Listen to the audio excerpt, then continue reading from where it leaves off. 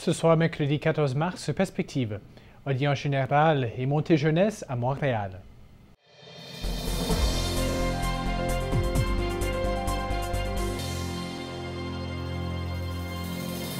Bonsoir, mesdames et messieurs, et bienvenue à Perspective.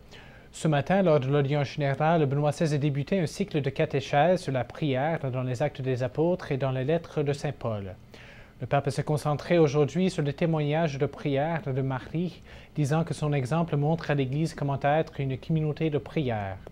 Selon le Saint-Père, nous pouvons apprendre de Marie comment persévérer dans la prière à travers les épreuves de la vie. Voici un extrait de l'audience générale. Chers frères et sœurs, nous commençons aujourd'hui à méditer sur la prière dans les Actes des Apôtres et dans les Lettres de Saint Paul. Dans son évangile et dans les Actes des Apôtres, Saint Luc parle souvent de la prière de Jésus, de Marie, des femmes, des disciples et de la communauté.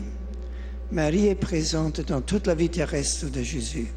Elle écoute et se recueille, méditant dans son cœur chaque événement de sa vie. Avec discrétion, elle accompagne son fils et les premiers disciples. Elle est aussi présente à la naissance de l'Église. Sa prière est caractérisée par la louange, la joie et l'action des grâces pour les merveilles de Dieu dans l'histoire. Bien qu'ayant reçu l'Esprit Saint dans la génération du Verbe incarné, Marie a partagé avec les apôtres et l'Église l'attente du même Esprit pour que le Christ prenne forme dans le cœur de chaque croyant. S'il n'y a pas d'Église sans Pentecôte, il n'y a pas non plus de Pentecôte sans la mère de Jésus. Vénérer Marie signifie apprendre d'elle à être une communauté qui prie toujours. Chers amis, Marie invite à élargir notre prière et à ne pas prier seulement par nécessité et pour soi-même. Mère de Dieu, Mère de l'Église, elle exerce cette maternité jusqu'à la fin de l'histoire. Confions-lui filialement à chaque étape de notre existence personnelle et ecclésiale. Et l'été dernier, le Vatican avait lancé un nouveau site web pour rassembler toutes les informations concernant l'actualité au Saint-Siège sur un seul site. Le site, qui s'appelle news.va, est maintenant disponible en français. Ce site offre des informations sur l'activité du pape et des événements tenus au Vatican et à Rome.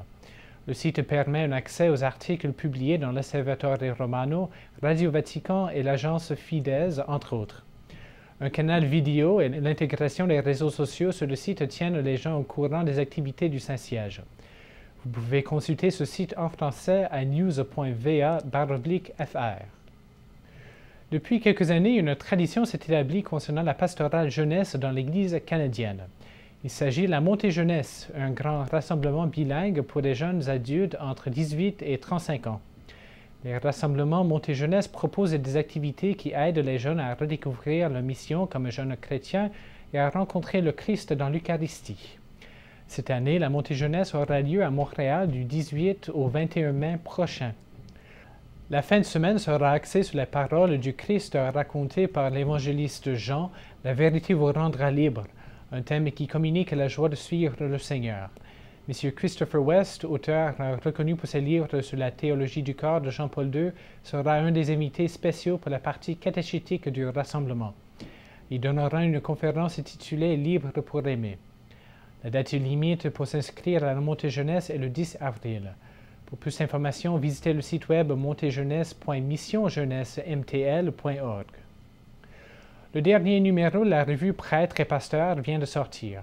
Consacrée à la Semaine Sainte, la revue présente des méditations pour chacune des grandes célébrations lors de cette grande semaine liturgique.